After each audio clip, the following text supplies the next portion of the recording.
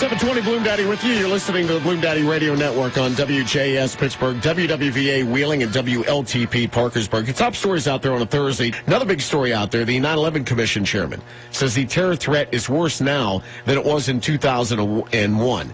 Now, this is according to the Global Terrorism Index.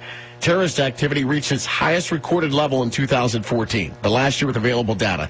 More than 32,000 terrorist-caused deaths. In 2001, that figure barely exceeded 5,000. I want to bring on terrorism analyst Dr. Alex Del Carmen. Doctor, good morning.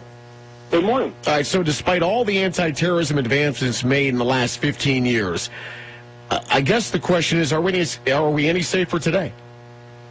You know, it depends on who you ask, but I mean, it's pretty clear to us that ISIS obviously poses a much greater terror than Al-Qaeda did 15 years ago. But our capabilities are greater, our technology has improved, and we're more conscious of it now. So it depends on who you ask and how you look at it.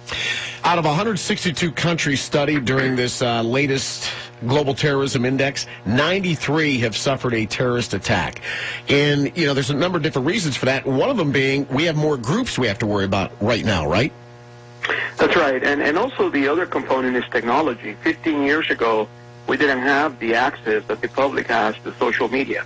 So now you've got groups like ISIS, for instance, posting comments and trying to recruit our average, quote-unquote, average, Americans into an act of terror. So really, we can't stop that. And we don't even know at this point who's been approached. In 2001, we had to worry about Al-Qaeda. Now it's ISIS and a number of other groups. Is ISIS, in your mind, more dangerous than Al-Qaeda ever was? There's absolutely no question about that. I think ISIS makes Al-Qaeda look like they were apprentices in comparison to the threat that they pose to the United States today.